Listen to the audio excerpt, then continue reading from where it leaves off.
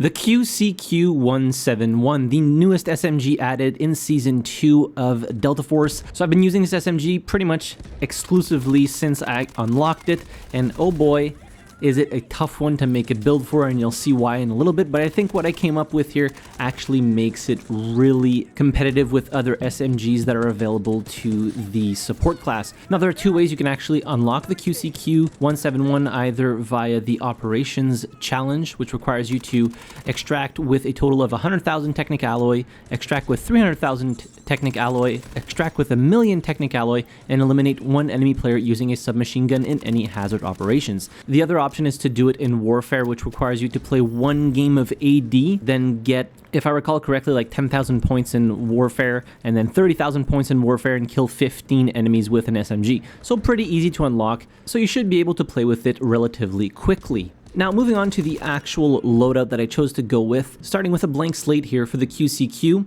First and foremost, I just want to show you guys the recoil pattern of this weapon. As you can see, it's very heavy on the horizontal, so it goes right, then really hard left, then back to the right, making it a real pain to actually control, especially at longer ranges. So this is what I mainly focused on, is correcting this right, left, right pattern in order to actually be able to use it with somewhat ease. So starting off with the barrel here, you have three options. I chose to go with the new type red tassel long barrel combo. I know it is a mouthful of a name for a barrel. I actually tried the other two barrels as well, but I don't know, something felt really off, and I felt it was just too hard to control that horizontal recoil, so I chose to go with this one, and I was just performing better with this barrel as opposed to the other two. I tried to make like a pure accuracy build, but I don't know, you couldn't quite get the accuracy high enough for it to be pretty much only a hipfire build, so I completely put that to the side and chose to just do something a little bit different and really focus on controlling that horizontal recoil.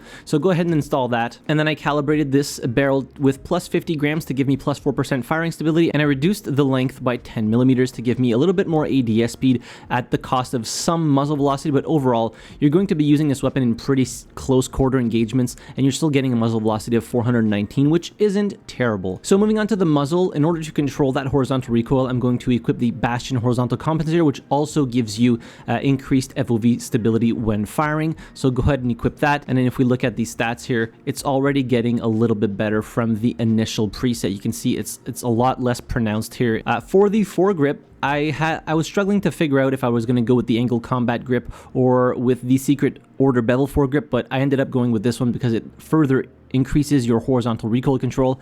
So go ahead and install that, and then I went and calibrated this to the tune of plus 20 grams and plus 20 millimeters, giving us plus 16% stability when moving, because I was moving a lot when using this weapon, and also plus 4% extra control. Obviously, you're playing with an SMG as a medic, you want to be moving around a lot, which is why I chose to go with that calibration. So if we look at the recoil again, as you can see, it's getting a lot more straight. So there's still a little bit of that right, left, right recoil pattern, but it's a lot less pronounced than in the base recoil pattern, which is what I wanted to go with for the QCQ.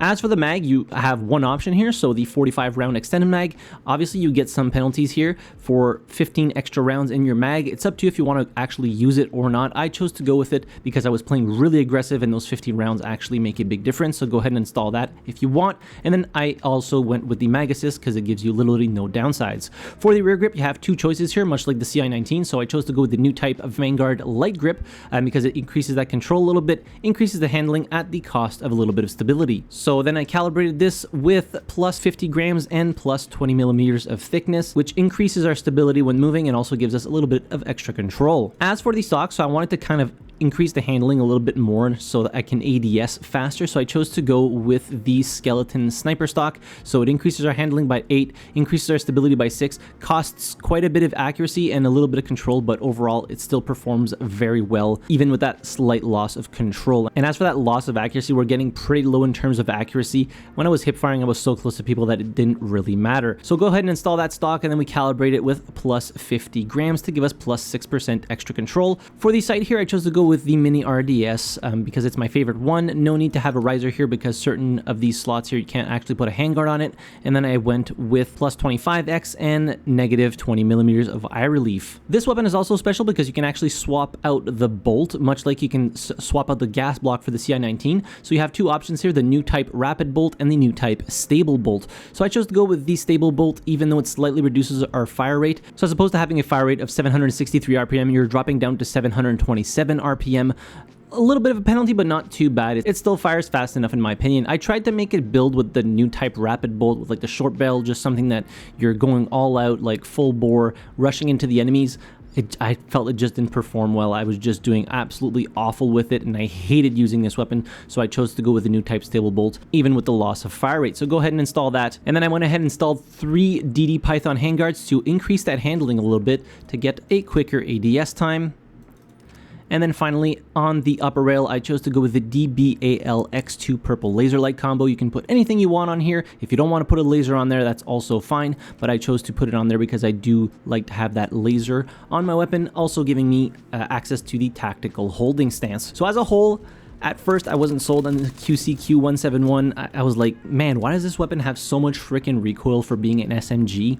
It does do substantial damage at 26 damage per round, so you are downing enemies in like 4 shots in close quarter engagements, and the way I built it here, it actually gives you a little bit of an increase in range all the way up to 23 meters, which is pretty decent for an SMG. So with how much damage this weapon is actually doing, you are competing with like the higher damaging SMGs like the SR3M, which does 27 damage per shot, but with the QCQ171, you get that increased range. So as opposed to the build I made for the SR3M, which has a range of 18 meters, this one has a range of 23 meters, so giving you a little bit of extra range at which you're doing maximum damage, and the fire rate is very similar to the SR3M as well. Obviously not quite as fast as some of the other SMGs that are available to the medic and recon class.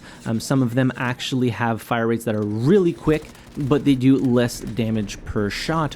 But overall, once I started really, getting used to that horizontal recoil that is reduced a lot with this build, I was having a ton of fun and doing amazing with this specific build of the QCQ. I'm telling you, it is a pain when you're starting out. That horizontal recoil is just, it kicks you right in the nuts, for lack of a better word. Now, in order to actually use this specific build, you need to level up the QCQ to level 60. For the DD Python handguard, you could also forego those handguards for a little while until you actually get it up to that level. If not, the secret order bevel foregrip is available at level 55. So if you have some of those XP weapon cards lying around, I would highly recommend you boost this weapon to get to that level 55 and really reduce that horizontal recoil, and I promise it will get a lot more fun and enjoyable to use the QCQ, because I've been seeing a lot of people saying, oh man, the QCQ is just, it's awful. At the beginning it is. Once you start modifying it appropriately, it can actually be a lot of fun and be a powerhouse even up to like the 23 meter mark, which is a good enough range for an SMG. You can fire at targets at longer ranges, but that horizontal recoil, even though it's corrected by quite a bit, you can still feel it a little bit when you're firing at like 50 meters out. But overall, a pretty fun weapon to use, and it's always nice to have new weapons in the game for us to play with and find maybe your new favorite weapon that you're going to play through the season with. In any case, the share code for this QCQ171 build will be in the description down below, as well as in the top pinned comment. If you have unlocked this weapon, let me know what you think about it. And now I'll leave you with a few highlight clips for the QCQ. In any case, hit the like button if you enjoyed the video, subscribe to the channel if you haven't already, and as always, thank you very much for watching. I really appreciate it, and I'll see you guys in the next video. Have a good one.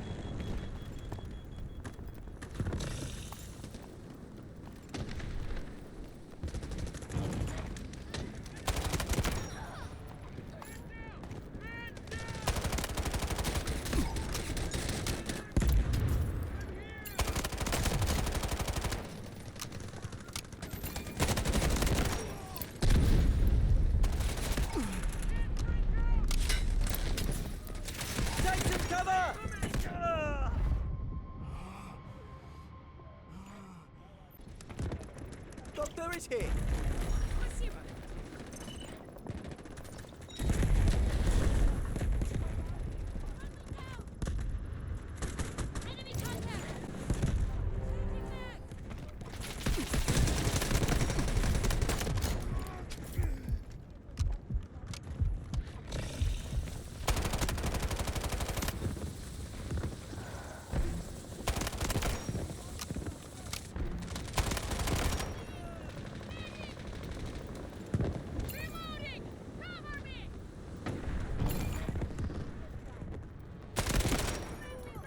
Wow, fireworks!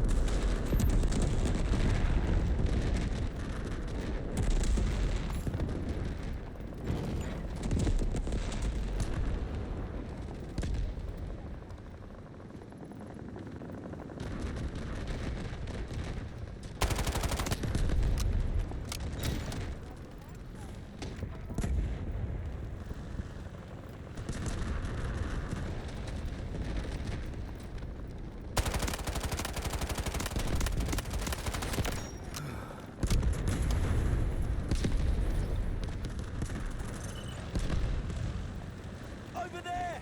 Enemy objective! On screen cover!